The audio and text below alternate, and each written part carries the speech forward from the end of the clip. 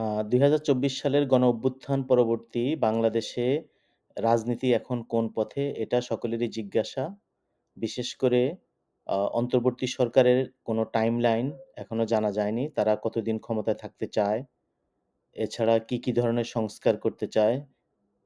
বিভিন্ন ধরনের কথা শোনা যাচ্ছে এবং আ বিভিন্ন রাজনৈতিক দলগুলিও এ ব্যাপারে খুব বেশি স্বস্তিতে নেই।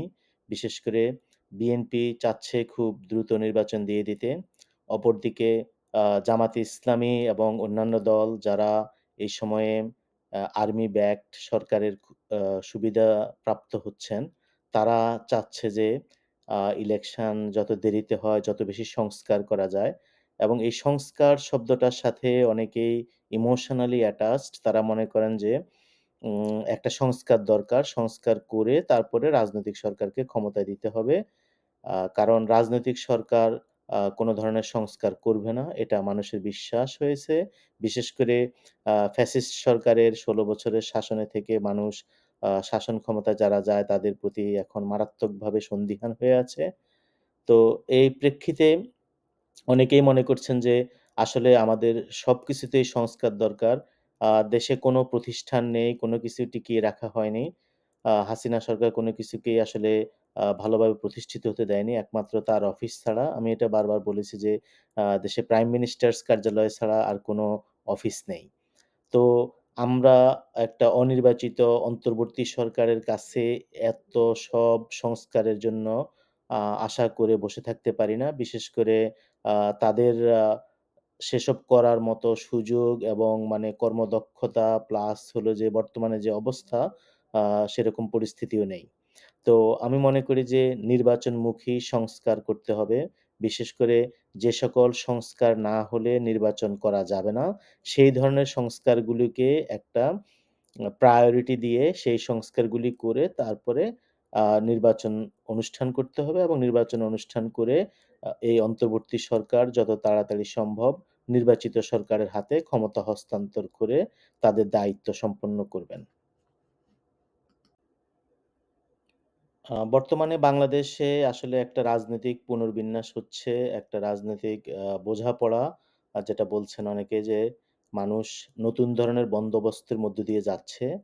তো আমার ধারণা বর্তমান পরিস্থিতিতে আ বিএনপি এবং গণতন্ত্র মঞ্চের জোট তারা প্রধান দল বা ক্ষমতাসীন দল হিসেবে আসতে যাচ্ছে যদি আমরা সুষ্ঠু নির্বাচনের ব্যবস্থা করি।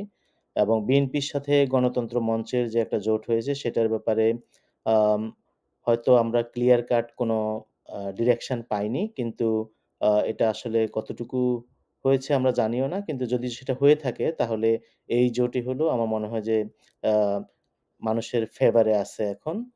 ২য় বিরোধী দল হিসাবে যেটা হবে আমার মনে হয় সেটা হলো জামাত এবং আওয়ামী লীগের জোট। এখানে হয়তো অনেকে অ্যা হয়তো ভাবতে পারছেন না যে জামাত আওয়ামী লীগের সাথে জোট করবে কিনা। আবার অনেকে খুবই মানে কনফিডেন্ট যে হ্যাঁ, জামাত আওয়ামী লীগই জোট হবে এবং অলরেডি জামাত আওয়ামী লীগকে হয়তো শেল্টার দিচ্ছে। আওয়ামী লীগের সাথে বিভিন্ন ধরনের আওয়ামী লীগকে পুনর্বাসন করতে চাচ্ছে। এরকম ইঙ্গিত পাওয়া যাচ্ছে। আর বর্তমানে বিএনপির সাথে জামাতের যে সম্পর্ক এবং বিশেষ করে এই গণ-অভ্যুত্থান পরবর্তী রাজনীতিতে আমরা বিএনপির সাথে জামাতের যে একটা দূরত্ব সৃষ্টি হয়েছে সেটা দেখতে পাচ্ছি। ফলে বিএনপির সাথে জামাতের কোনো জোট হবে বলে আশা করা যায় না। সেই ক্ষেত্রে আ সেই এরশাদ আমলের মতো হাসিনা বা আওয়ামী লীগের সাথেই জামাতের জোট হওয়ার সম্ভাবনা বেশি এবং তাদের এরকম জোট করার নজির আছে। আ তো সেটা আমার মনে হয় যে প্রধান বিরোধী শক্তি হিসেবে হাজির হবে। ৩য় শক্তি হিসেবে থাকবে দেশের বাম দলগুলি এবং আওয়ামী লীগের যারা বিএনপি জামাতকে পছন্দ করে না, মানে বিএনপিকেও পছন্দ করে না, জামাতকেও পছন্দ করে না। তারা একটা শক্তি হিসেবে থাকবে। এটা আমার মনে হয় না খুব বেশি। তারপরেও তারা এবং বাম দলের মধ্যে যারা আওয়ামী লীগের বি টিম হিসেবে কাজ করে, তারা হয়তো আ আওয়ামী লীগের সাথেই থাকবে, জামাতের জোটে যাবে। কিন্তু যারা আওয়ামী লীগের বি টিম কিন্তু আবার জামাতকে পছন্দ করে না, তারা দেখা গেল আওয়ামী জামাত জোটে নাও থাকতে পারে। তো এরকম আমার কাছে মনে হচ্ছে যে এরকম ৩ টা শক্তি হবে। আর ৪র্থ শক্তি হিসেবে থাকবে হলো এই যে নতুন দল এবং ছাত্রদের যে শক্তি বা আরো বিভিন্ন ধরনের এক্টিভিটিস এখন চোখে পড়তেছে। এরা হয়তো একটা ৪র্থ শক্তি হিসেবে আসবে। তাদের মধ্য থেকেও হয়তো অনেকে এই ২ আ প্রধান এবং বিরোধী দলের যে কোয়ালিশন, ওইসব কোয়ালিশন এ হয়তো অংশ নিতে পারে। তো ওভারঅল আমার মনে হয় যে আমরা এখনো জানি না দেশের রাজনীতি সামনের দিকে কোন দিকে যায়। কিন্তু যদি আ ১ বছরের মধ্যে ইলেকশন হয় বা দ্রুত ইলেকশন হয় তাহলে বিএনপি এবং গণতন্ত্র মঞ্চের জোট বা বিএনপি একাও মানে আমার মনে হয় যে সরকার গঠন করতে সমর্থ হবে। আর যত দেরি হবে তত হয়তো দেখা গেল যে আ জামাত তাদের পজিশন আরো সংহত করতে পারবে। কিন্তু জামাত যতই তাদের পজিশন বাড়াক, জামাতের এককভাবে তেমন বেশি আ সুবিধা করতে পারবে না জামাত। সেজন্য আওয়ামী লীগের সাথে জামাতের যে একটা সমন্বয় বা যে একটা আম জোট হবে সেটা হয়তো দেখা গেল যে একটা বিরোধী শক্তি হিসেবে আসবে। আ এটা আসলে একটা নিয়তির নির্মম পরিহাস বলা যায় যে আওয়ামী লীগ সারা জীবন জামাতকে তাদের বিরোধী দল হিসেবে চেয়েছিল। সেই জামাতের সাথেই তাদেরকে এখন জোট বাঁধতে হবে। আর আওয়ামী বি টিম যেটা বাম দল এবং যারা আ বিভিন্ন কারণে বিএনপি এবং জামাতের সাথে যেতে পারবে না তারা আসলে ছাত্রদের সাথে যাবে কিনা সেটা একটা ব্যাপার। তারা যদি ছাত্রদের সাথে যায়, তাহলে ছাত্রদের সহ তারা একটা ৩য় শক্তি হতে পারে। কিন্তু সেটা আসলে আমরা আ ভবিষ্যতেই জানতে পারবো।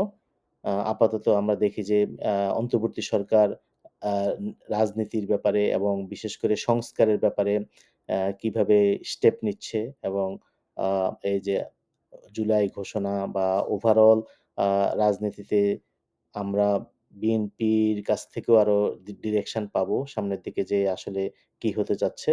তবে ১ বছরের মধ্যে ইলেকশন হলে আমরা হয়তো বিএনপি এবং গণতন্ত্র মঞ্চের জোটকেই দেখব। আ তো আমার মনে হয় যারা রাজনীতিতে আগ্রহী বাংলাদেশে এখন, তারা যদি ক্ষমতার স্বাদ পেতে চায়, ক্ষমতায় থাকতে চায় তাহলে বিএনপির সাথে থাকা উচিত বা বিএনপির সাথে কাজ করতে পারে। আর যদি মনে করে যে না তারা কেউ নেতা হতে চায় যে সে রাজনৈতিক নেতা হবে, পাওয়ারের চাইতে তার কাছে নেতৃত্বের গুণাবলী বিকাশ করাটাই বড় কথা। সেই ক্ষেত্রে আমার মনে হয় যে নতুন দল বা ছোট দলগুলিতে বিএনপির সাথে গণতন্ত্র মঞ্চের যে ৬ টা শরিক সংগঠন বা ছোট দল আছে, সেগুলিতে তাদের ভালো ভবিষ্যৎ হবে বলে আমার মনে হয়। Thank you.